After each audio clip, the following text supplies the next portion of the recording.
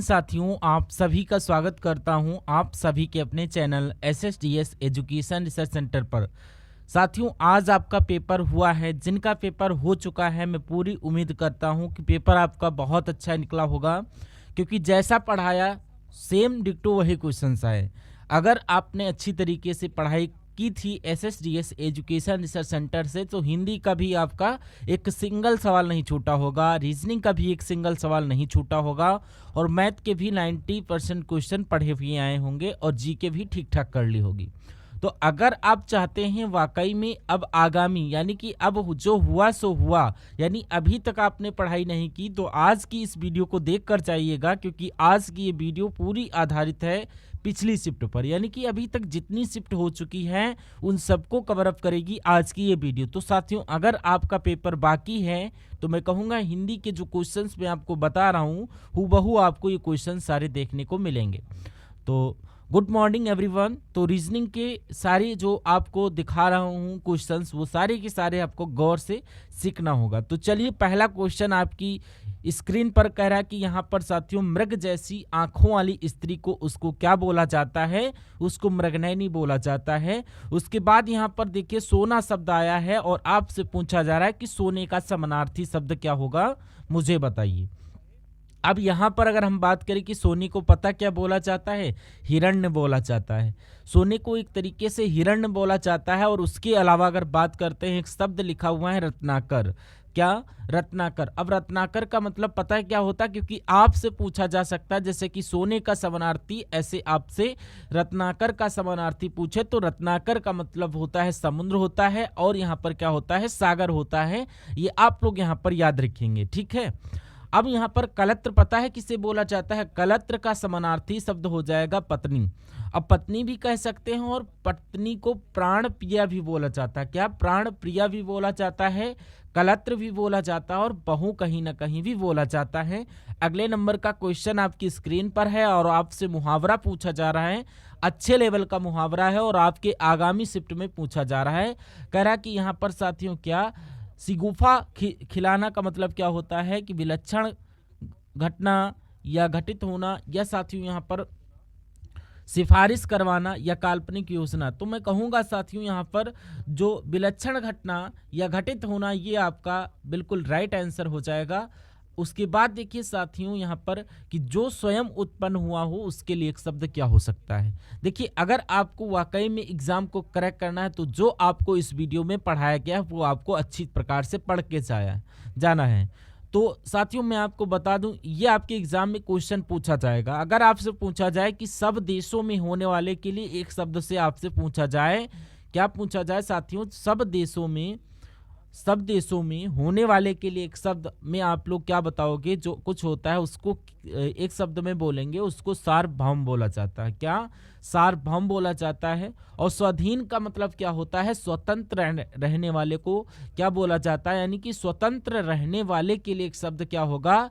स्वतंत्र रहने वाले के लिए एक शब्द क्या होगा? तो आपको स्वाधीन बताना है। ये आपको गांठ बांध देना है, जो क्वेश्चन मैं आपको बता रहा हूं। अगर बात करूं जो स्वयं उत्पन्न हुआ हो, उसके लिए एक शब्द क्या होगा? स्वयंभू होगा। ये भी आपको मालूम होना चाहिए। और उसके अलावा अगर बात करूं स्वावलंबी का मतलब क्या होता है, यानी कि यहाँ पर अगर आपसे एग्जामिनर पूछ ले कि अपने भरोसे रहने वाले को क्या बोला जाता है एक शब्द में, तो यहाँ पर स्वावलंबी बोला जाता है। यानी कि अपने रहने वाले के लिए एक शब्द क्या बोला जाता है? स्वावलंबी। तो 4 कॉन्सेप्ट बनते हैं आपके बड़े टॉप लेवल के। ये सारे कॉन्सेप्ट आपको मालूम होना चाहिए। तो अब मैं आपको बता देना चाहता हूं कि अभी तक आपने पेपर देखा, और आपको भली भांति मालूम हो गया होगा कि जो सारे के सारे सेशन आपको प्राप्त किए जा रहे हैं, और इनमें से आपको क्वेश्चंस मिल रहे हैं। अगला क्वेश्चन आपकी स्क्रीन पर देखिए और बताइए राइट आंसर क्या होगा। चलिए, कह रहा है कि दिए गए वाक्यांश के लिए एक सार्थक शब्द बताइए। यानी कि यहाँ पर कविता रचने वाले स्त्री के लिए एक शब्द क्या होगा, बताइए। देखिए, यहाँ पर कविता रचने वाली स्त्री को क्या बोला जाएगा? Good morning everyone. देखिए, यहाँ पर कविता रचने वाली 6 नंबर क्वेश्चन है। दिए गए वाक्यांश के लिए एक सार्थक शब्द दीजिए। तो इस सवाल को देखिए साथियों, मुझे बताइए राइट आंसर क्या होगा। लेकिन मैं आपसे रिक्वेस्ट ये करना चाहता हूं कि जिन्होंने अभी तक वीडियो को लाइक नहीं किया है तो वीडियो को कम से कम लाइक कर दीजिए, बिना कहे वीडियो को लाइक करिए। तो वीडियो को साथियों तुरंत लाइक कर दीजिए और बता दीजिए कि कविता रचने वाली स्त्री को क्या बोला जाता है। इसको साथियों कवित्री बोला जाता है। और कवित्री कैसे लिखा जाता है, जैसे आपका ऑप्शन नंबर बी में लिखा हुआ हूँ। तो कविता रचने वाली स्त्री को क्या बोला जाता है, कवित्री बोला जाता है। और जो कविता रचते हैं वो विद्वान एक तरीके से, उनको क्या बोला जाता है, कमेंट बॉक्स में बताइए। अगला क्या बोला जा रहा है साथियों, यहाँ पर आदर का आपसे विलोम पूछा जा रहा है, मुझे बताइए। तो आदर का विलोम साथियों सादर तो नहीं होगा, निरादर हो जाएगा, अपमान भी नहीं होगा। तो साथियों यहाँ पर आदर का विलोम निरादर हो जाएगा। Right answer option number B के साथ। साथियों बहुत तेजी के साथ आप इस क्लास को देखिए, ठीक है ना। निम्नलिखित में से शुद्ध वर्तनी वाला शब्द मुझे बताइए कि कौन सा शब्द बिल्कुल सही है। यानी कि यहाँ पर साथियों कौतूहल कैसे लिखा जाता है, ये तो आपका कौतूहल लिखा हुआ है और ये आपका कुतूहल लिखा हुआ है। तो आपका कौतूहल ऑप्शन नंबर सी में लिखा हुआ है और ये आपका बिल्कुल राइट वर्तनी वाला हो जाएगा। बोला जा रहा है कि उसे फांसी पर गया था। तो यहाँ पर अगर बात करें तो ये साथियों खाली जगह यहाँ पर है। उसे फांसी पर उठाया गया था या झुलाया गया था या उसे फांसी पर चढ़ाया गया था या उसे लटकाया गया था। तो तकरीबन साथियों जो आपके पेपर चल रहे हैं तो उसमें 2 सवाल कम से कम, एक और ज़्यादा से ज़्यादा 2 सवाल आ रहे हैं खाली जगह से। क्या 2 सवाल आ रहे हैं पर्यायवाची से, और ये तकरीबन समझ लीजिए 1 से 2 सवाल विलोम शब्दों के भी आ रहे हैं। तो ये ऐसे साथियों आप लोगों को तैयारी करना है कि देखिए उसे फांसी पर यानी कि लटकाया जाता है, यानी कि लटकाया जाता है। इस प्रकार जिनका आंसर ऑप्शन नंबर डी के साथ है, मैं कहूँगा आंसर आपका बिल्कुल करेक्ट है। साथियों अभी तो आपकी यहाँ पर क्या हिंदी हो रही, और अभी हम लोग जीके भी करेंगे और करंट अफेयर को बहुत अच्छी प्रकार से देखेंगे और उसके बाद रीजनिंग को करेंगे, फिर मैथ को करेंगे। देखिए जैसा आपका पेपर आया था और जैसा आज का पेपर था, और इसके आधार पर अब नेक्स्ट शिफ्ट जो होंगी, यानी कि जो भी आपके साथियों नेक्स्ट एग्जाम हैं उनको अगर आप पेपर को क्रैक करना चाहते हैं तो इस वीडियो को स्टार्टिंग से लेकर के एंड तक देखिएगा। मैं कहूँगा इसके बाद जितनी वीडियो हैं उनको भी आप भली भांति अच्छी तरीके से देखेंगे। तो अगर बात करते हैं साथियों, यहाँ पर कह रहा कि किनारा की अगर बात करें तो यहाँ पर किनारा का समानार्थी शब्द बताइए। तो किनारे को साथियों यहाँ पर कूल कहा जाता है, और जैसे वो कूल ऑप्शन नंबर डी में लिखा हुआ ऐसे लिखा जाएगा। अगला क्वेश्चन साथियों कि व्यर्थ खर्च करने वाले को क्या बोला जाता है, ये मुझे बताइए। देखिए एक होता है आपका कम खर्च करने वाला। अगर आपसे पूछ लिया जाए कि जो कम खर्च करता है, जो कम खर्च करते हैं लोग, तो कम खर्च करने वाले लोग को क्या बोला जाता है, उसको साथियों मितव्यय बोला जाता है। यानी कि यहाँ पर जो जॉब से पहले लोग जो है मितव्यय होती हैं, यानी कि अब जॉब से खर्च यानी कि वो अपव्यय नहीं हो जाते। तो कुल मिला के अगर बात करते हैं व्यर्थ खर्च, यानी कि जो बेकार में खर्च करें, उसके लिए एक शब्द अगर आपसे पूछे तो आपको अपव्यय बताना है। लेकिन अगर आपसे एग्जामिनर पूछे कि कम खर्च करने वाले के लिए एक शब्द क्या होगा, तो मितव्यय आपको बता देना है। अगला क्वेश्चन क्या कह रहा है कि मुझे दुर्घटना की आशंका है, या मतलब कि आपसे पूछा जा रहा है कि मुझे दुर्घटना की आशंका होती है या इच्छा होती। तो इच्छा भी नहीं होती, अभिलाषा भी नहीं होती, या आशा हो सकती है। यानी कि ये हो सकता है कि मुझे दुर्घटना की आशंका हो सकती है। यानी कि अगर आपका जवाब ऑप्शन नंबर ए है तो बहुत अच्छी बात है। तो यहाँ पर साथियों नेक्स्ट नंबर का क्वेश्चन आपकी स्क्रीन पर है। तो जिनका आंसर राइट जा रहे हैं बहुत अच्छे लोग हैं। देखिए निरोजता शब्द का विलोम आपसे यहाँ पर पूछा जा रहा है। देखिए यहाँ पर आप लोग याद रखेंगे कि एग्जामिनर का दिमाग बहुत तेज है। देखिए एग्जामिनर आपसे निर्धारित का विलोम भी आपसे पूछ सकता है और आपसे निरोजता का भी विलोम पूछा जाए। अगर निर्धारित का विलोम पूछ लिया जाए तो छोटा आ लगा देना है, बस और कुछ नहीं आपको लगाना है। तो निर्धारित का विलोम क्या हो जाएगा, अनिर्धारित हो जाएगा। अगर एग्जामिनर साथियों आपसे नीरस का विलोम पूछे तो नीरस का विलोम आपको पता है क्या बताना है, नीरस का विलोम आपको सरस बताना है। अगर आपसे निरुष्टा का विलोम पूछ लिया जाए तो यहाँ पर आपको इसका विलोम रूढ़ता बताना है। ठीक है, ये आप लोगों को यहाँ पर याद रखना है। अच्छा निर्दोष की अगर बात करें कि निर्दोष का विलोम क्या हो सकता है, तो निर्दोष का विलोम यहाँ पर सदोष हो जाएगा। क्या हो जाएगा, सदोष हो जाएगा। अगला सवाल आपकी स्क्रीन पर देखिए और बताइए राइट आंसर क्या है। साथियों वीडियो को अगर आपने अभी तक शेयर नहीं किया अपने मित्रों के साथ, जो भी आपके मित्र लोग हैं, सगे संबंधी हैं, भाई बहन हैं, या अगर आपके पास कुछ व्हाट्सएप या कुछ ऐसे ग्रुप हैं जिसमें पढ़ने वाले स्टूडेंट हैं जिनका एग्ज़ाम है एसएससी जीडी का, तो उन सभी को ये वीडियो आप लोग पहुंचा दीजिए। आपका दिल से शुक्रिया करूंगा और ये समझ लीजिए कि सिलेक्शन आपका हो जाएगा अगर आपने गुरु की दुआ ली। अगला क्वेश्चन आपने बताइए कि यहाँ पर विलोम शब्द कौन सा सही है, फटाफट मुझे आंसर करके बता दीजिए क्या आपका राइट आंसर होगा। तो यहाँ पर युग्म आपको बताना है। तो कहीं ना कहीं आप लोग धरा को धरती भी कहते हैं, क्या धरा को कहीं ना कहीं धरती भी कहते हैं और इसको पृथ्वी भी कहते हैं, तो ये कहीं ना कहीं आपका पर्यायवाची हो गया। अब क्रोध को गुस्सा भी कहते हैं और क्रोध को क्या बोलते हैं, ये आपको जो आपका आस्तिक का नास्तिक हो गया, तो ये आपका भी साथियों ये आपका विलोम हो गया। तो महात्मा का संत हो गया। तो अगर कुल मिला के जवाब आपका ऑप्शन नंबर सी के साथ है तो बिल्कुल करेक्ट है। अगला क्वेश्चन आपकी स्क्रीन पर कह रहा है कि हथेली पर सरसों उगाना, इसके लिए एक शब्द क्या होगा। तो साथियों आप लोग यहाँ पर देखिए कितने जो है क्वेश्चन आपके इजीली आ रहे हैं। तो यहाँ पर आप लोग सरसरी निगाहों से सेशन को देख लेना है सारे के सारे, आपका बहुत फायदा होगा। देखिए हथेली पर सरसों उगाना क्वेश्चन बहुत इंपॉर्टेंट है। बताइए इसका राइट आंसर क्या होगा। तो यहाँ पर खेती करना तो नहीं कह सकते हैं, तो हाँ हथेली पर सरसों जमाई तो नहीं जा सकती है।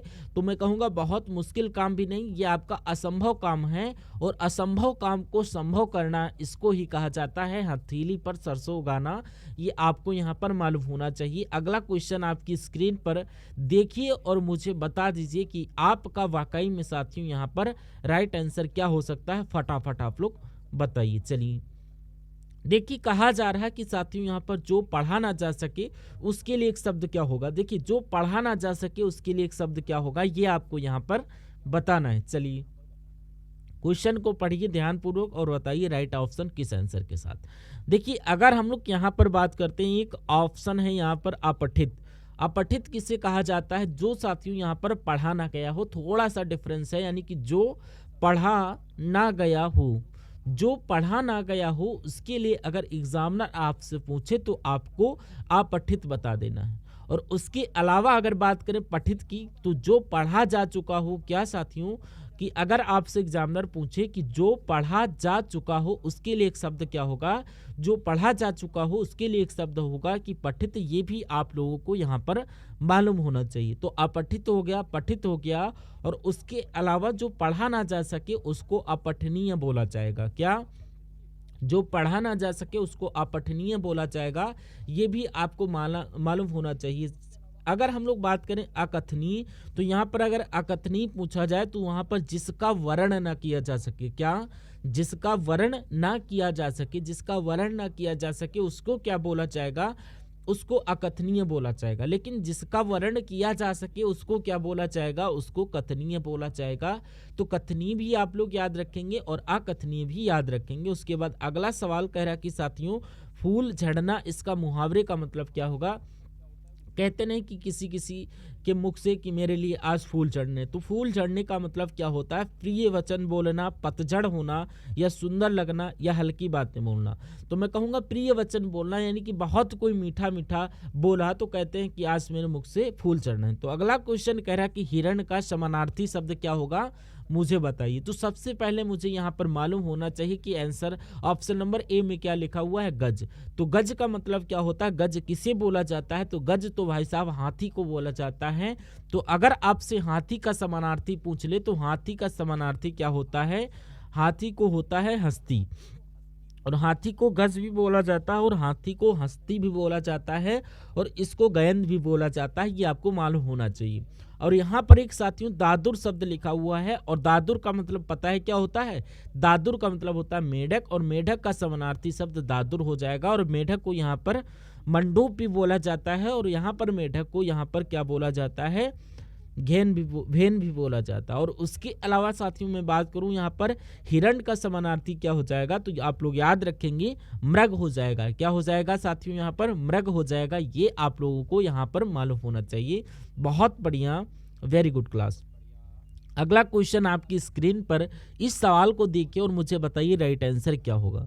देखिए युद्ध करने की एक प्रबल इच्छा, इसके लिए एक शब्द क्या होगा, मुझे बताइए। अच्छा यहाँ पर एक शब्द लिखा हुआ है अजातशत्रु, जो आपके एग्जाम में बहुत पूछा जाता है कि जिसका अगर आपसे एग्जामिनर आपसे पूछे पेपर में कि जिसका कोई शत्रु ना उत्पन्न हुआ हो, क्या साथियों, जिसका कोई शत्रु ना पैदा हुआ हो उसको क्या बोलेंगे, जिसका कोई शत्रु ना पैदा हुआ हो उसके लिए एक शब्द क्या होगा, उसके लिए एक शब्द अजात शत्रु होगा। ये आपको मालूम होना चाहिए। और उसके अलावा साथियों अगर दुर्जय शब्द की बात करें तो जिस पर विजय पाना कठिन हो, क्या, जिस पर विजय पाना कठिन हो, क्या साथियों, यहाँ पर जिस पर विजय पाना कठिन हो उसके लिए एक शब्द अगर आपसे पूछे कि विजय पाना कठिन है तो आपको दुर्जय बताना है, क्या, ठीक है। लेकिन अगर बात करें युद्ध करने की प्रबल इच्छा के लिए एक शब्द क्या हो जाएगी, तो यहाँ पर युत्सा हो जाएगी, क्या, युत्सा हो जाएगी। तो इतनी जानकारी आप लोगों को मालूम होना चाहिए। अगला क्वेश्चन कह रहा है कि साथियों यहाँ पर अपेक्षा का मुझे विलोम बता दीजिए। तो अपेक्षा का विलोम क्या होता है बताइए। देखिए अपेक्षा का विलोम तो उपेक्षा हो जाएगा और उपेक्षा का विलोम क्या हो जाएगा, अपेक्षा हो जाएगा। लेकिन अगर आपसे यहाँ पर सापेक्ष का विलोम पूछ ले तो सापेक्ष का विलोम होता है निरपेक्ष और निरपेक्ष का विलोम होता है सापेक्ष। तो ये भी जानकारी आपको मालूम होना चाहिए भाई। बहुत बढ़िया, वेरी गुड क्लास। तो यहाँ पर साथियों आप लोगों ने देखे हिंदी के बहुत शानदार क्वेश्चंस। और अब साथियों यहाँ पर हम लोग देखेंगे जीके के प्लस करंट अफेयर के। तो आज की इस वीडियो की अगर बात करें तो ये आपके कैसे आपके सवाल पूछे गए, तो क्या आपके सवाल और अब आगामी शिफ्ट में किस टाइप की क्वेश्चन आपसे पूछे जा सकते हैं, तो ये सारी चीजें हम लोग यहाँ पर देखेंगे, ठीक है।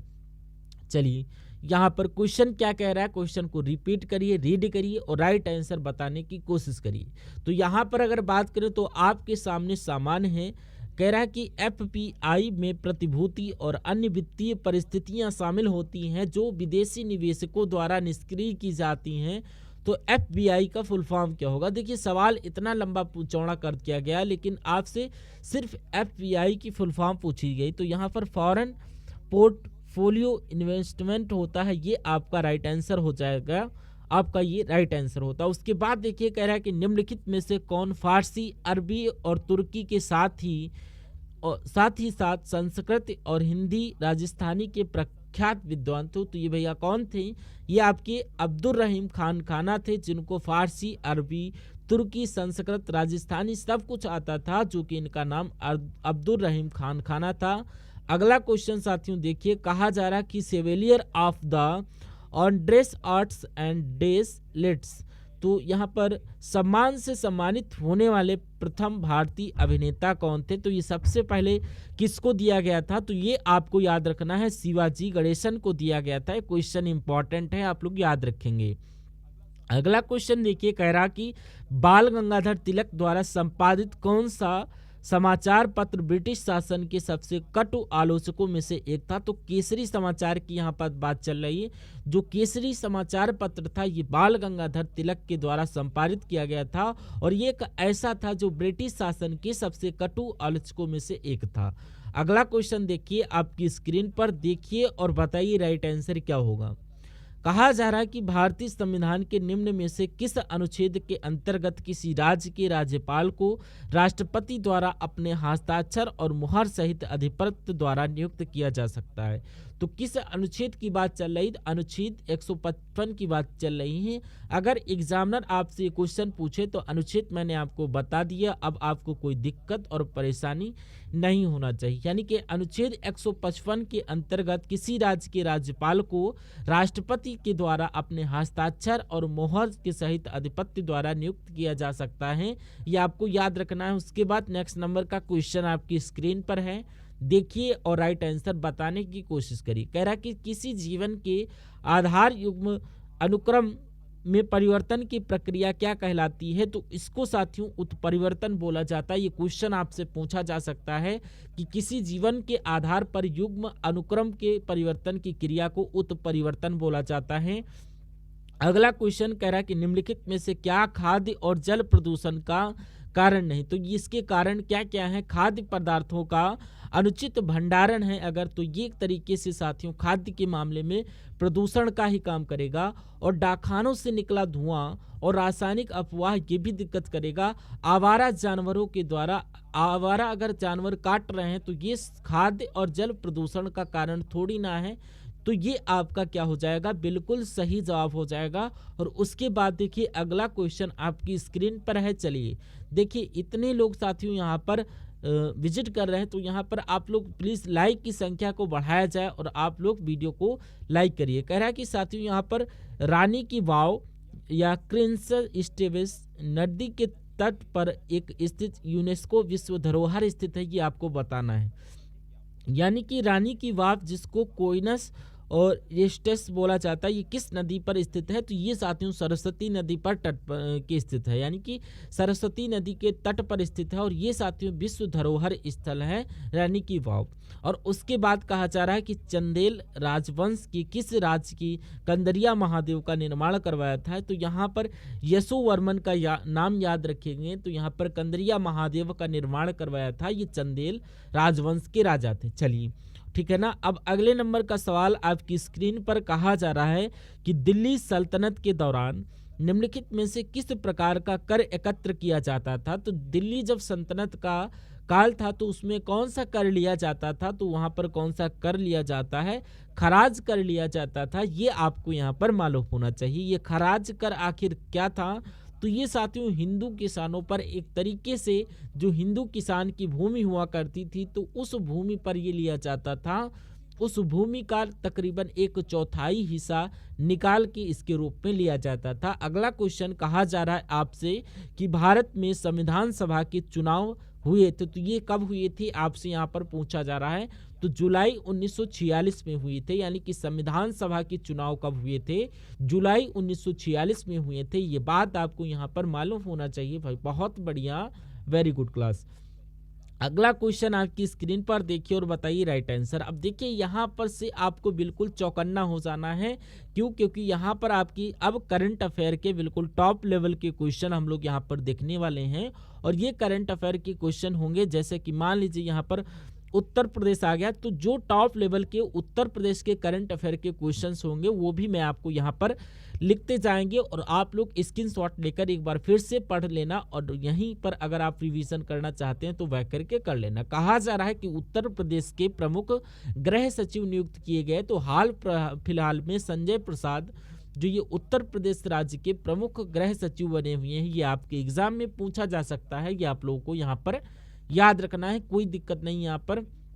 अच्छा, यहाँ पर अगर बात करें अभी कौन नियुक्त, यानी कि आंध्र प्रदेश के नए उप सचिव हुए हैं। अगर आपसे ये पूछ ले कि आंध्र प्रदेश के जो मुख्य सचिव बने हैं, क्या जो नए मुख्य सचिव बने हैं इनका नाम क्या है, तो इनका नाम क्या है साथियों, इनका नाम विजय आनंद है। क्या है इनका नाम, यहाँ पर विजय आनंद है। ये आपको यहाँ पर याद रखना है, कोई दिक्कत नहीं है। उसके अलावा अगर यहाँ पर हम लोग बात करते हैं, ये आपको मालूम होना चाहिए कि यहाँ पर जो आपने एक बैंक सुना होगा DBS इंडिया बैंक आपने सुना होगा, तो अभी हाल फिलहाल में DBS इंडिया बैंक के CEO बने हैं। कौन CEO बने हैं, जो आपके रजत वर्मा जी बने हैं CEO।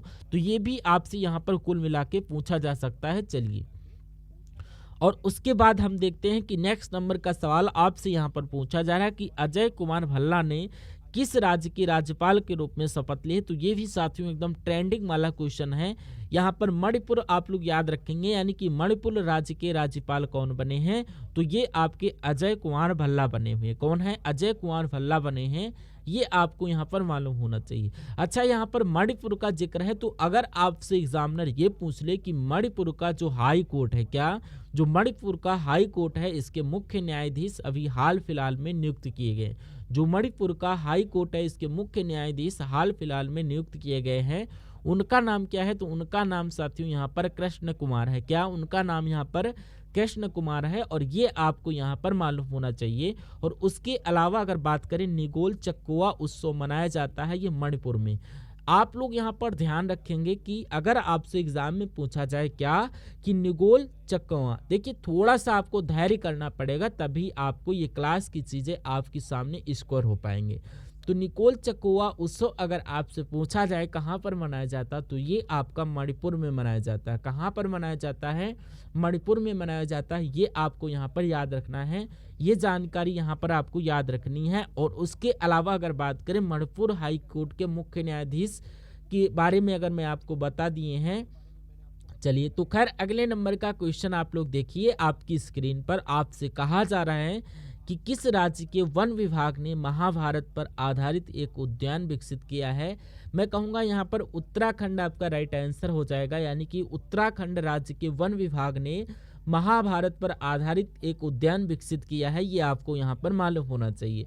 और उसके अलावा अगर हम लोग उत्तराखंड की बात करते हैं तो उत्तराखंड के हाल फिलहाल में डीजीपी नियुक्त किए गए। तो उत्तराखंड के डीजीपी पता है कौन नियुक्त किए गए, तो इनका नाम है दीपम सेठ। तो दीपम सेठ कौन बने हैं, ये उत्तराखंड के डीजीपी बने हैं, ये आपको मालूम होना चाहिए।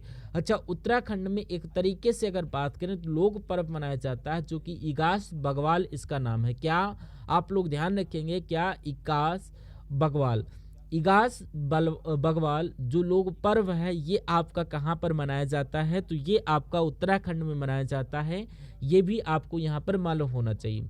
और उसके अलावा साथियों यहाँ पर भारत की पहली जो हेली एम्बुलेंस सेवा है जिसका नाम क्या है, इसका नाम है साथियों संजीवनी है, मैं आपको बता देता हूँ। और ये ऋषिकेश में साथियों लॉन्च की गई है, ये भी आपको यहाँ पर मालूम होना चाहिए। बहुत बढ़िया, वेरी गुड क्लास। चलिए नेक्स्ट नंबर, उसके बाद देख लेते हैं अगले नंबर का क्वेश्चन। आपका स्क्रीन पर क्वेश्चन आ चुका है, इस क्वेश्चन को देखिए और मुझे फटाफट बता दीजिए कि आपका राइट आंसर क्या हो सकता है। कहा जा रहा है कि किसे उत्तर प्रदेश अधीनस्थ सेवा चयन आयोग के, यानी कि यहाँ पर UPSSC का अध्यक्ष नियुक्त किया गया। तो यहाँ पर UPSSC का अध्यक्ष नियुक्त किया, उनका नाम है डॉक्टर सत्यनारायण सावत और ये UPSSC के अध्यक्ष नियुक्त किए गए हैं, ये आपको यहाँ पर मालूम होना चाहिए, कोई दिक्कत नहीं है। अच्छा, अभी मैंने आपको क्या बताया था, मैंने आपको बताया था कि मणिपुर के राज्यपाल कौन बने हैं। मैंने अभी आपको बताया था कि मणिपुर के राज्यपाल कौन बने हैं, तो अजय कुमार भल्ला बने हैं। अजय कुमार भल्ला जो हैं ये मणिपुर के राज्यपाल बने हैं, आपको मालूम होना चाहिए। मैंने आपको बताया था कि उत्तर प्रदेश के प्रमुख गृह सचिव कौन बने हैं, तो संजय प्रसाद बने हैं, ये आपको मालूम होना चाहिए, ठीक है ना। और उसके अलावा अगर बात करते हैं, एक बात और आप लोग ध्यान रखेंगे कि अगर हम बात करें वित्त मंत्रालय में, क्या अगर हम लोग पूछे आपसे एग्जाम में पूछा जाए कि वित्त मंत्रालय में राजस्व सचिव कौन बने हैं, क्या वित्त मंत्रालय में राजस्व सचिव जो हाल फिलहाल में कौन बने, इनका नाम क्या है, इनका नाम अरुणेश चावला है। क्या इनका नाम यहाँ पर क्या है, अरुणेश चावला। और ये अरुणेश चावला ही साथियों वित्त मंत्रालय में राजस्व सचिव नियुक्त किए गए हैं। उसके बाद देख लीजिए अगले नंबर का सवाल है, कह रहा है कि एसोचैम के महासचिव कौन बने हैं, मुझे बता दीजिए। चलिए, क्वेश्चन आप लोगों को मालूम होना चाहिए कि इनका नाम मनीष सिंघल है। क्या इनका नाम है मनीष सिंघल और ये एसोचैम के महासचिव नियुक्त किए गए हैं, कोई दिक्कत नहीं है। और उसके अलावा मैं आपको यहाँ पर कुछ चीज़ें बता देता हूँ, जैसे कि अंतर्राष्ट्रीय मधुमेह महासंघ के एक तरीके से इनके रूप में किसको नियुक्त किया गया है, यानी कि जो अंतर्राष्ट्रीय मधुमेह महासंघ है इसका मानक फेलो किसे चुना गया है, तो डॉक्टर मोहन को चुना गया है। क्या डॉक्टर लोहन को चुना गया है, ठीक है। और उसके अलावा अगर बात करें यहाँ पर एसोचैम के, मैंने आपको बताया मनीष सिंघल का, ये आप लोग यहाँ पर याद रखेंगे। अगला क्वेश्चन आपकी स्क्रीन पर कह रहा है कि किसने राजस्थान के कोटा में सुपोषित माँ अभियान के तीसरे चरण का शुभारंभ किया है, तो ये काम किसने किया है, ये काम अपने ओम बिरला जी ने किया है। राइट आंसर आपका ऑप्शन नंबर सी हो जाता है। अगला क्वेश्चन कह रहा है कि तेंजिंग वांकी किस राज्य की पहली महिला IPS अधिकारी बनी, तो यहाँ पर अगर बात करते हैं आपको मालूम होना चाहिए कि अरुणाचल प्रदेश, तो अरुणाचल प्रदेश राज्य की पहली महिला IPS अधिकारी कौन बनी, तो पेंजिंग यांकी बनी है, ये भी आपको यहाँ पर मालूम होना चाहिए। चलिए, और उसके अलावा अगर बात करते हैं अरुणाचल प्रदेश के संबंध में क्वेश्चन आपसे पूछा जा सकता है कि यहाँ पर ईगल, आपसे अगर पूछा जाए ईगल नेस्ट फेस्टिवल आपसे कहां पर मनाया जाता है, ईगल नेस्ट वर्ल्ड फेस्टिवल ये आपका कहां पर मनाया जाता है, ये आपका अरुणाचल प्रदेश में ही मनाया जाता है, ये आपको यहां पर याद रखना है, इंपॉर्टेंट क्वेश्चन है। उसके अलावा अगर आपसे पूछे अरुणाचल प्रदेश के मुख्य निर्वाचन अधिकारी कौन बने हैं, यानी कि अरुणाचल प्रदेश के अगर आपसे पूछे मुख्य निर्वाचन अधिकारी, बहुत इंपॉर्टेंट है, निर्वाचन अधिकारी कौन बने हैं, नाम आपको याद रखना है यहाँ पर पवन कुमार ही अरुणाचल प्रदेश के मुख्य निर्वाचन अधिकारी बने हैं, इतनी जानकारी आपको याद रखना है। और उसके बाद देखिए यहाँ पर आरिफ मोहम्मद किस राज्य के 42वें राज्यपाल के रूप में शपथ लिए, तो आपका ये बिहार आपका राइट आंसर हो जाएगा। जो 42वें राज्यपाल बने हैं ये आपके बिहार के बने हैं, ये आप लोगों को मालूम होना चाहिए। उसके बाद देखिए अगला क्वेश्चन साथियों क्या कहा जा रहा है, इसको थोड़ा सा हम सही कर लेता है। कहा क्या जा रहा है यहाँ पर साथियों की ब्लिंकिट ने किस शहर में 10 मिनट की एम्बुलेंस सेवा की है, तो ये आपका क्या राइट आंसर होगा, गुरुग्राम आपका राइट आंसर हो जाए। यानी कि ब्लिंकिट ने गुरुग्राम शहर में 10 मिनट में एम्बुलेंस सेवा स्टार्ट की है। अब यहाँ पर साथियों आप लोग देखेंगे रीजनिंग के क्वेश्चन जो आपके एग्जाम में आपकी शिफ्ट में देखने को मिलेंगे, और उसके बाद हम लोग साथियों यहाँ पर मैथ के क्वेश्चंस को भी देखेंगे। तो वीडियो को लाइक नहीं किया, वीडियो को लाइक कर दीजिए, और जो यहाँ पर ये आप ये ध्यानपूर्वक और बताने की आंसर कोशिश करिए। क्वेश्चन कह रहा है कि जो है धीरज क्या कहा जा रहा है साथियों, यहाँ पर थोड़ा सा अगर आप लोग ध्यान लगाएंगे तो मेरे हिसाब से आंसर आप लोगों को बताना है। जो जो कहा जाए साथियों वो आप करते जाइए, बाकी मुझ पर छोड़ दीजिए। यानी कि यहाँ पर धीरज संतोष का इकलौता पुत्र है। यानी कि मान लेते हैं साथियों यहाँ पर अगर संतोष की बात करें तो यहाँ पर संतोष का इकलौता पुत्र कौन है, तो ये आपका धीरज आ जाएगा, ये नीचे हो जाएगा। और उसके बाद कहा जा रहा है कि संतोष मेरी माँ की इकलौती पुत्री है। यानी कि ये जो संतोष है ये आपका एक व्यक्ति है जो क्या कहता है कि संतोष मेरी माँ की पुत्री है। क्या है, संतोष मेरी माँ की इकलौती पुत्री है। क्या है, इकलौती पुत्री है। तो कह रहा है कि मेरी माँ, यानी कि ये धीरज के साथ क्या संबंध है, तो धीरज साथियों इनको क्या कहेगा, ये तो आपकी मम्मी हो जाएंगे। मम्मी की मम्मी को नानी कहा जाएगा, तो मैं कहूँगा नानी आपका बिल्कुल यहाँ पर करेक्ट आंसर हो जाएगा, जिनका आंसर ऑप्शन नंबर सी था, बिल्कुल करेक्ट था। अगला क्वेश्चन आपकी स्क्रीन पर, इस सवाल को देखिए और बताइए राइट आंसर। कह रहा है कि एक 28 है और उसके बाद 14 आ गया, फिर आपका 14 आया। यानी कि 14 आया, फिर 14 आया, फिर आपका 21 हो गया, फिर आपका 42 हो गया, फिर आपका 105 हो गया, फिर अगला नंबर यहाँ पर क्या हो सकता है, ये बात यहाँ पर आपसे कुल मिला के पूछी जा रही, मुझे बताइए। देखिए इतना तो बता सकते हैं कि यहाँ पर 28 से 14 हुआ तो ये 14 घटाया गया और यहाँ पर 0 घटाया गया है, और यहाँ पर साथियों 7 बढ़ाया गया है। तो ये तो कुछ लॉजिक नहीं लग रहा है, ये तो आपका लॉजिक नहीं लग रहा है। अगर ऐसा करें कि 14 से 14 हुआ है तो यहाँ पर 1 की गुणा की गई है, यानी कि 14 से 21 हुआ है, तो मैं इतना कह सकता हूँ कि 14 की गुणा 1.5 से करोगे तो 21 आ जाएगा। और उसी प्रकार 21 दूना 21 की गुणा 2 से करोगे तो 42 आएगा। तो यहाँ पर 1 1.5 2 यानी कि यहाँ पर जाहिर सी बात है, यहाँ पर ये 2.5।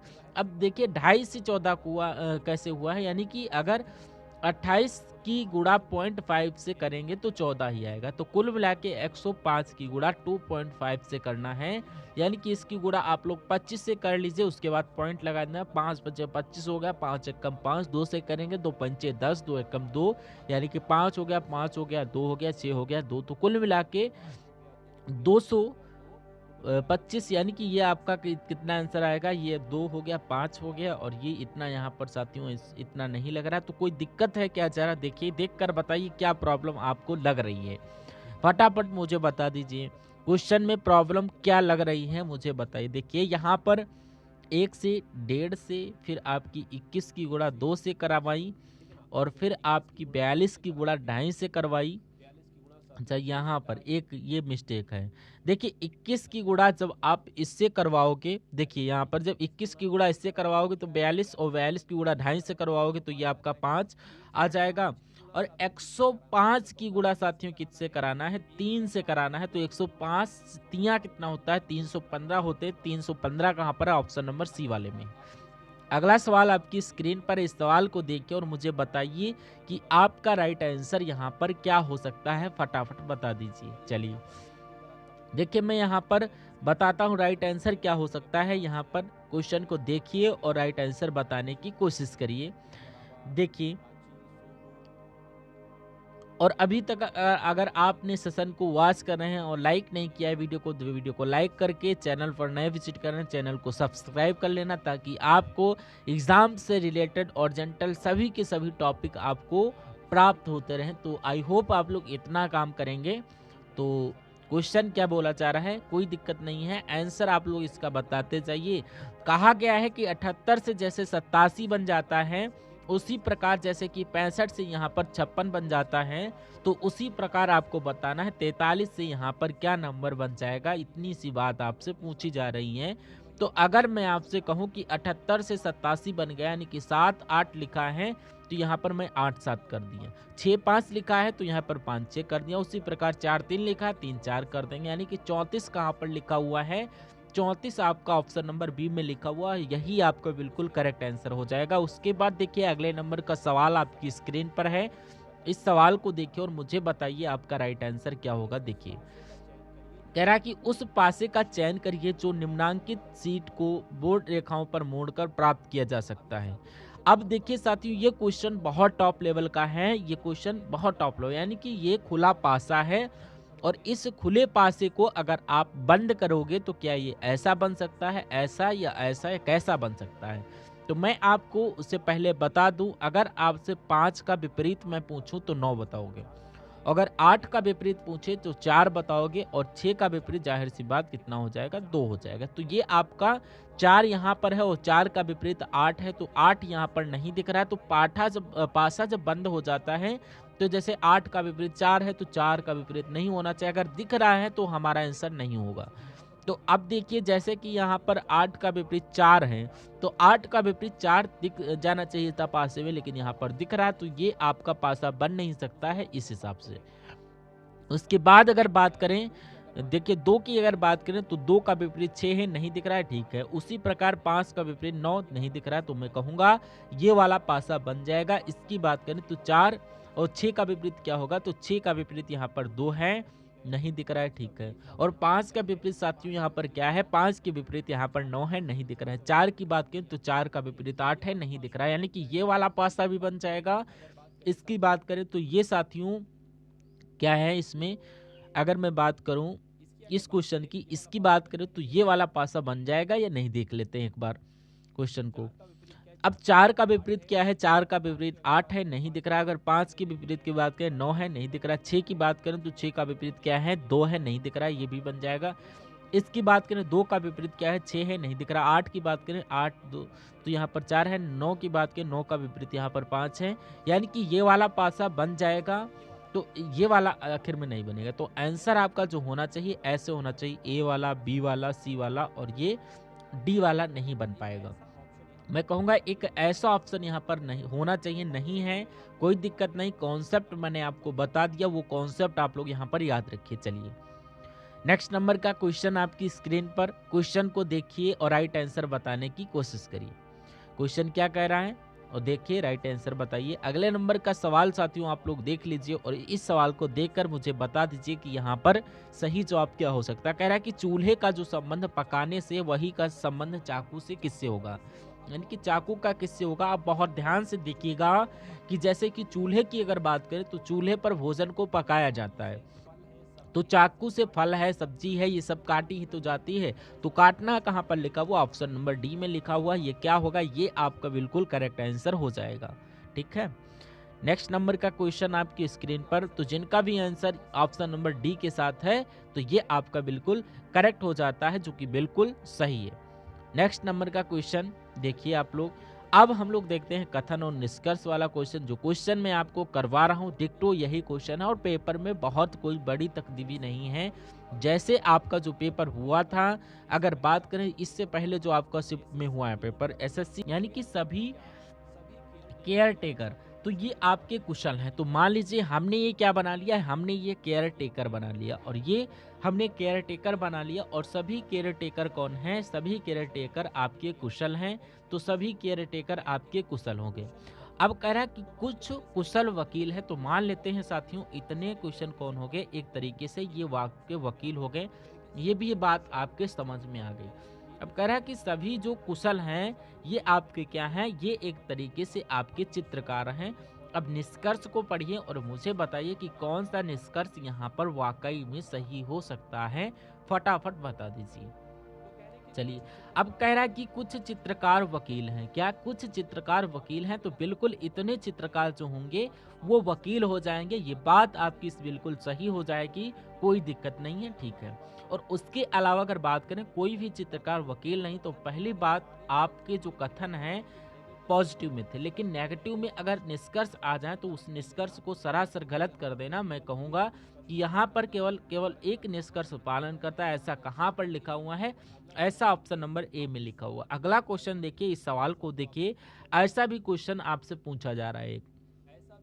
ऐसा भी एक सवाल आपसे यहाँ पर पूछा जा रहा है, इसको बहुत अच्छी तरीके से आप लोग देखिए और मुझे आप लोग डायरेक्ट आंसर बता दीजिए क्या हो सकता है इस सवाल का बिल्कुल सही जवाब। कहा जा रहा है कि आरक में वर्ग निम्न नेत्र वालों को दर्शा रहा है, यानी कि अगर यहाँ पर हम लोग बात करते हैं किसकी, अगर हम लोग यानी वर्ग की बात करें तो वर्ग कहाँ पर है, वर्ग की अगर मैं बात करूं तो ये साथियों की ये हो जाएगा, यानी कि वर्ग की बात करूं तो ये नीले नीले नेत्रों को दर्शाता है, ठीक है, कोई दिक्कत नहीं है। और उसके बाद कह रहा है कि त्रिभुज 6 उंगलियों वालों को दर्शा रहा है, तो ये आपके 6 उंगलियों वालों को दर्शा रहा है, 6 उंगलियों वालों को दर्शा रहा है। और जो वृत्त है ये आपका किसको, ये आपका डिंपल वालों को दर्शा रहा है, कोई दिक्कत नहीं है। तो सवाल में आपसे पूछा जा रहा है, ये जरा देखिए, कह रहा है कि जिन लोगों के 6 उंगलियां हैं तो ये 6 उंगलियां आपकी ट्रायंगल वालों की हैं, जिनकी 6 यानी कि इनकी 6 उंगलियां हैं और नीले नेत्र हैं। नीले नेत्र किसके हैं? इनके हो गए नीले नेत्र। और लेकिन यहाँ पर क्या है, ये आपके डिंपल नहीं है, लेकिन यहाँ पर आपका आंसर ये वाला हो जाएगा, यानी कि 28 आपका आंसर हो जाएगा। लेकिन अभी कुछ और शायद है, तो कुल मिला के इसका जवाब मैंने आपको बता दिया कि जिन लोगों की 6 उंगलियां हैं और नीले नेत्र हैं पर डिंपल नहीं, वो 28 हो गए। और कह रहा है कि क्या, कि यहाँ पर संख्या इनकी ए है, तो बिल्कुल संख्या इनकी ए है। और कह रहा है यदि 6 उंगलियों वाले लोग, यानी कि ये जिनके डिंपल हैं, यानी कि ये साथियों इनके डिंपल हैं और ये 6 उंगलियों वाले हैं पर नीले नेत्र वाले नहीं हैं, नीले नेत्र वाले नहीं है, ये कुल मिला के कहा जाए। लेकिन ये नहीं होना चाहिए, मैं कहूँगा ये संख्या फिर आपकी तो 15 हो जाएगी, और 15 आपकी हो जाएगी तो ये आपकी बी हो जाएगी। अच्छा, 15 बी हो जाएगा, तो कह रहा ए और बी का योग क्या है, तो 28 15 कितने होते, 13 हो गया, और 43 हो जाएगा। तो 43 कुल मिला के कहाँ पर है, ये आपका ऑप्शन नंबर डी में लिखा हुआ है, जिनका आंसर ऑप्शन नंबर डी के साथ है। मैं कहूँगा आंसर आपका बिल्कुल सही हो जाता है। अगला क्वेश्चन आपकी स्क्रीन पर, इस सवाल को देखिए, मुझे बताइए कि आपका राइट आंसर किस ऑप्शन के साथ जाएगा, क्या आपका राइट आंसर हो जाएगा, ठीक है। चलिए, कि क्या बोला जा रहा है, क्या कहा जा रहा है यहाँ पर आपसे समझाया जा रहा है कि भैया पहले 38 है, क्या पहले 38 है और उसके बाद आपका 120 है और उसके बाद 366 है, और आपको बताना है कि अगला नंबर यहाँ पर क्या हो सकता है, कैसे क्या होगा, क्या सवाल का जवाब होगा, बताने की कोशिश करिए। तो 38 से साथियों यहाँ पर क्या कर दिया गया है, 120 कर दिया गया है। अब 38 चौक कितना हो जाएगा, ज़्यादा हो जाएगा। अगर 38 तियाँ बात करें तो ये आपका 38 तियाँ अगर बात करें तो 8 त्रिक 24, 3 तियाँ 9 और 11, यानी कि 114 हो जाएगा। अगर हम लोग इसकी गुणा 3 से करते हैं तो हमारे पास 114 हो जाएगा, और 114 से 120 बनाना तो प्लस का हमें 6 जोड़ना होगा, ठीक है, कोई दिक्कत नहीं है। अब इस पर आ जाओ, अगर हम लोग इसकी गुणा जैसे 3 से करवाई हैं और 3 से जब कराओगे तो 12 तिया कितना हो जाएगा, 36, यानी कि 120 तिया 360 हो जाएगा। अच्छा, अब इसमें भी 3 से 6 यानी कि 366 हो जाएगा, यानी कि यही कॉन्सेप्ट यहाँ पर लगेगा। सबसे पहले 3 से गुणा करवाइए, उसके बाद उसमें 6 जोड़ दीजिए, यानी कि 366 की जुड़ा सबसे पहले 6 से करवाना है, ठीक है, और उसके बाद 6 जोड़ देना, 6 तियाँ 18 यानी कि 21 हो जाएगा, ठीक है ना। ये आपका कितना हो जाएगा, ये तो आपका कुछ ज़्यादा लग रहा है, या तो यहाँ पर कोई मिस्टेक हुई है। अच्छा, यहाँ पर देखिए, यहाँ पर 6 से गुणा हुई, यहाँ पर 3 से गुणा करना है, सब में 3 से, यानी कि गुणा आपको 3 से करवाना है। आपको किससे गुणा करवाना है, आपको 3 से गुणा करवाना। 3 छंग 18 हो गया और 3 छंग 18 हो गए, और ये आपका ये 19 हो गया, 3 तिया 9 और एक आपका 10 हो गया, यानी कि इसमें अगर आप 6 प्लस करोगे तो कितना हो जाएगा, ये आपका एक तरीके से 1104 हो जाएगा, यानी कि 1104 आपका यहाँ पर आएगा। और 1104 कौन से ऑप्शन में है, ऑप्शन नंबर ए वाले में है। इस प्रकार जिनका आंसर ऑप्शन नंबर ए के साथ आंसर आपका बिल्कुल करेक्ट हो जाता भाई, बहुत बढ़िया। Very good class. अगला सवाल आपकी स्क्रीन पर है, देखिए इस सवाल को और मुझे बताइए राइट आंसर आपका क्या हो जाएगा। ठीक है, देखिए इसके बाद आपको एकदम टॉप लेवल के क्वेश्चंस करवाए जाएंगे, लेकिन वो क्वेश्चंस आएंगे जो आपको देखना चाहिए, जो क्वेश्चन आपके एग्जाम में ट्रेंड करने वाले हैं। तो इस सवाल की अगर बात करें सबसे पहले, तो इस सवाल को आप कैसे करेंगे, यानी कि आपको 4 ऑप्शन दिए गए हैं। कितने? आपको 4 ऑप्शन दिए गए हैं, और इसमें से आपको सबसे पहले कौन सा है, इसमें से सबसे अलग कौन सा है।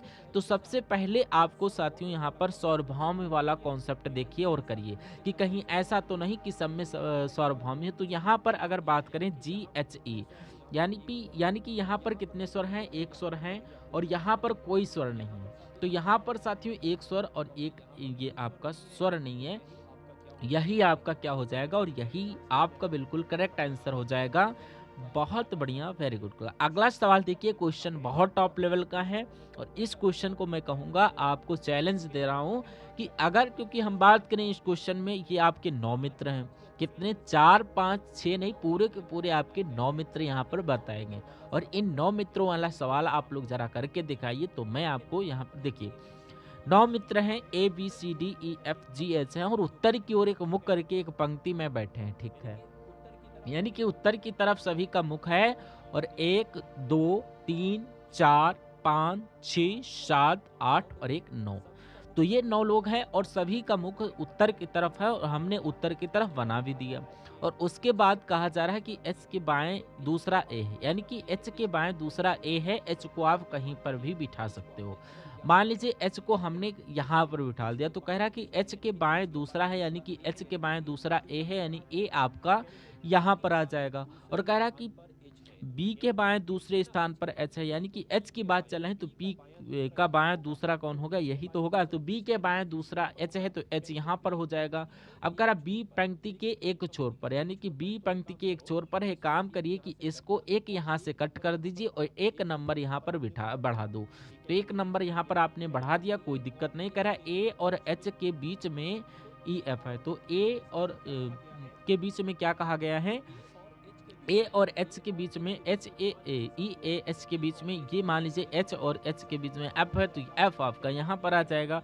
और कह रहा है D और ये I और C के बीच में है, तो ये भी हम लोग मान लेते हैं कि I जो है, और ये आपका यहाँ पर आएंगे। I और C के बीच में कौन है? I कहाँ गया भाई? यहाँ पर देखिए I और C के बीच में कौन है? D है। अब कह रहा है E के दाएं तीसरे स्थान पर C है। तो अगर अब देखिए कि अगर हम लोग E को यहाँ पर बिठालते हैं, तो E का दायां 1 2 3, यानी कि एक E के दाएं तीसरे स्थान पर C होगा, यानी कि बिल्कुल ऐसे बैठेंगे। C यहाँ पर, D यहाँ पर, I यहाँ पर, और E यहाँ पर। तो 9 लोग थे, 9 को हमने बिठाल दिया, यानी कि एक बाकी है ABCDEFG। G यहाँ पर बचा, G यहाँ पर आ जाएगा। सवाल में क्या पूछा जा रहा है कि पंक्ति के बीच में है कौन? तो 1 2 3 4 ये हो गए, 1 2 3 4 ये हो गए, बीच में कौन बचा? A बचा।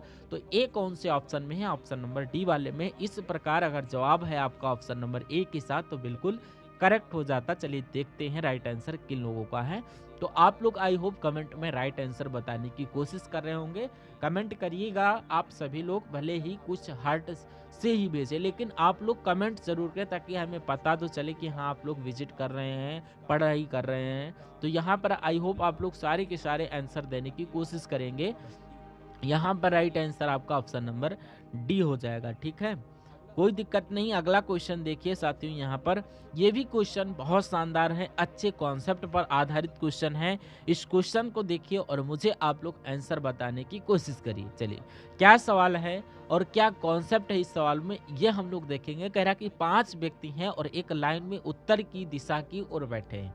अच्छा, ये भी उत्तर की दिशा की ओर अभिमुख है। देखिए 5 मित्र हैं, लाइन में दोनों छोरों पर वकील और जज हैं, कोई दिक्कत नहीं। मान लीजिए ये आपके 5 मित्र हैं, 1 2 3 4 5। अब अच्छा, यहाँ पर उससे पहले लाइन में दोनों छोरों पर वकील और जज खड़े हैं, तो पता आपको यहाँ पर 2 ऐसे करके बनाना है। क्या? यहाँ पर 2 आपको यहाँ पर 2 क्यों बनाओगे ये भी मैं आपको बताऊंगा। मान लीजिए एक करते करते गलत हो जाए तो दूसरे का सहारा ले लो। तो यहाँ पर कहा गया दोनों छोरों पर वकील जज खड़े हुए हैं, तो वकील मान लीजिए इस छोर पर हैं और जज साहब इस छोर पर हैं, तो लेकिन ज़रूरी थोड़ी ना है कि जज यहाँ पर भी आ सकते हैं। तो जज हमने दूसरा बना लिया, यानी कि जज यहाँ पर भी हो सकते, क्या पता वकील यहाँ पर भी हो, क्या पता यहाँ पर हो। तो उसके बाद कह रहा वैज्ञानिक जो हैं ये ठीक शिक्षक के दाईं ओर पड़ोस में खड़ा है, कोई दिक्कत नहीं है। कह रहा कि फार्मासिस्ट जज के बाईं ओर खड़ा है। अब अगर देखिए, अब अगर मैं बात करूं जज यहाँ पर है मान लेते हैं, तो जज का बायां तो ये होगा और जज के बाएं फार्मासिस्ट यहाँ कैसे पॉसिबल है, तो ये आपका पॉसिबल हो जाएगा, जज का बायां ये हो जाएगा, यानी कि फार्मासिस्ट आपकी कहाँ पर है, यहाँ पर है। मैं कहूँगा ये वाला तो ऐसे ही गलत हो जाएगा। और उसके बाद क्या कहा गया है कि शिक्षक ठीक वकील और वैज्ञानिक के बीच में है। जो शिक्षक हैं ये ठीक वकील और वैज्ञानिक के बीच में हैं, तो शिक्षक जो हैं ये ठीक वकील और वैज्ञानिक के बीच में, यानी कि एक तरीके से अगर मैं बात करूं वकील ये हो गए, वैज्ञानिक ये हो गए, और तो जाहिर सी बात बीच में कौन है, बीच में शिक्षक है, तो शिक्षक यहाँ पर हो जाएंगे, शिक्षक यहाँ पर हो जाएंगे। तो वकील हो गए, शिक्षक हो गए, वैज्ञानिक हो गए, फार्मासिस्ट हो गए, जज हो गए, बचा कौन, कोई नहीं बचा। तो अगर बाईं ओर से गणना करने पर वैज्ञानिक इस स्थान पर होंगे, तो वैज्ञानिक और बाएं ओर से करना पर तो ये तीसरे स्थान पर होंगे। तो तीसरा ऑप्शन कहाँ पर लिखा हुआ है, ऑप्शन नंबर सी में लिखा हुआ है। जिनका आंसर यहाँ पर ऑप्शन नंबर सी है उनका आंसर यहाँ पर सही होगा। देखिए यहाँ पर आप अच्छे सवालों, ये अच्छे लेवल के सवाल हैं और ऐसे सवालों में गलती बिल्कुल भी मत करिए, क्योंकि ये गलती आपको बहुत भारी पड़ेगी। अगर आप वाकई में अपने एग्ज़ाम को क्रैक करना चाहते तो मैं कह सकता हूँ आपसे कि जो भी मैं आपको पढ़ाऊँ वो आपके एग्ज़ाम तक बहुत अच्छी तरीके से देखते रहना है, क्योंकि ये साथियों सभी कॉन्सेप्ट की अगर बात करें, सभी शिफ्ट जो आपसे पूछी जा रही हैं उन शिफ्ट पर आधारित ये सवाल है। तो आपको बहुत अच्छी तरीके से बस आप लोग अपने मन मस्तिष्क में स्टोर रखिए, अपने मन मस्तिष्क में जो कुछ मैं पढ़ाऊँ उसको स्टोर करिएगा, पेपर आपका बहुत आराम से क्रैक हो जाएगा। चलिए अब बात करते हैं हम लोग अगले नंबर के सवाल की।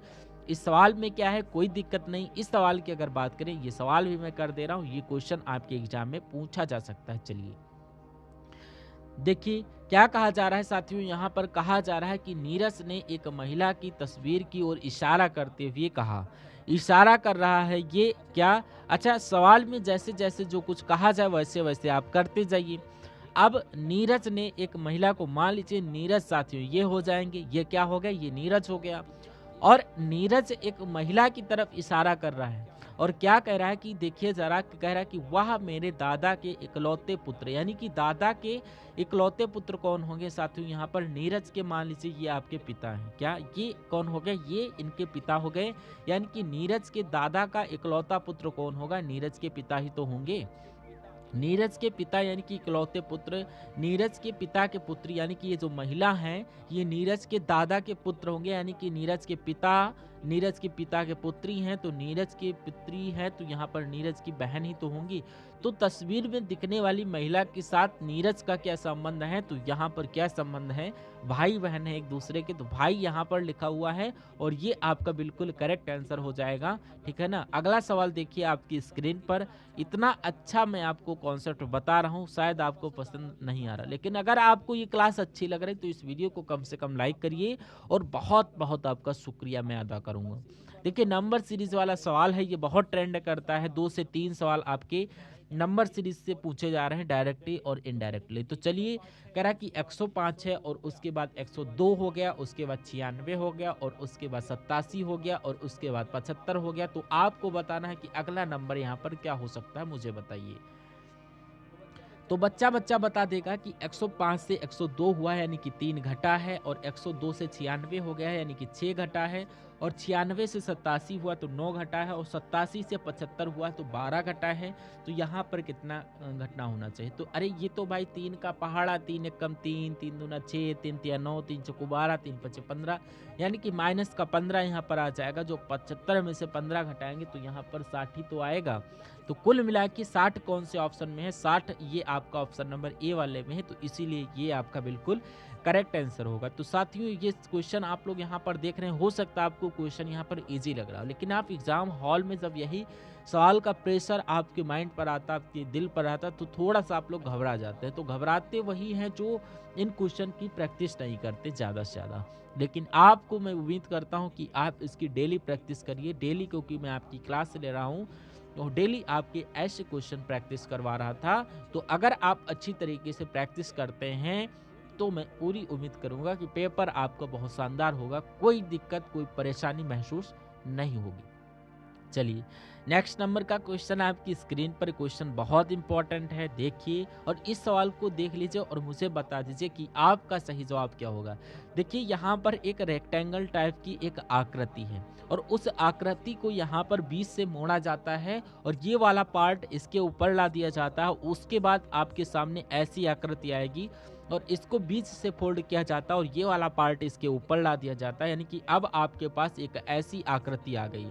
इसमें क्या होता है, इसमें एक यहाँ से होल कर दिया जाता है सर्किल टाइप का और एक ट्रायंगल टाइप का होल कर दिया जाता है, एक रेक्टेंगल टाइप का होल कर दिया जाता है। तो कुल मिला के अगर बात करें यहाँ पर आपसे इतनी सी बात पूछी जा रही तो कि अगर साथियों आप लोग इसको ओपन करेंगे तो ये कैसा दिखाई देगा, ये कैसा दिखाई देगा मुझे बताइए। यानी कि ये चीज़ जब सर्किल यहाँ पर है तो ये सर्किल यहाँ पर भी एक छोटा सा आ जाएगा और ये ट्रायंगल यहाँ पर है तो एक ट्रायंगल मेरे हिसाब से यहाँ पर भी आ जाएगा, ये रेक्टेंगल है तो एक रेक्टेंगल यहाँ पर भी आ जाएगा।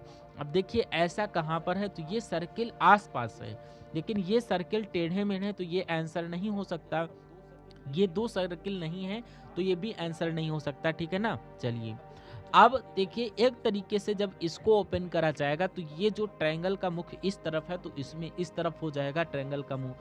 अब यहाँ भी कुछ ऐसा ही ट्रायंगल हो जाएगा तो मैं कहूँगा ये ट्रायंगल तो ऊपर की तरफ भाग रहा है, लेकिन इसमें एक ये ऊपर की तरफ भाग रहा है, एक नीचे की तरफ। जो ऊपर नीचे भाग रहा है वो कौन से ऑप्शन में है, वो आपका ऑप्शन नंबर सी वाले में है।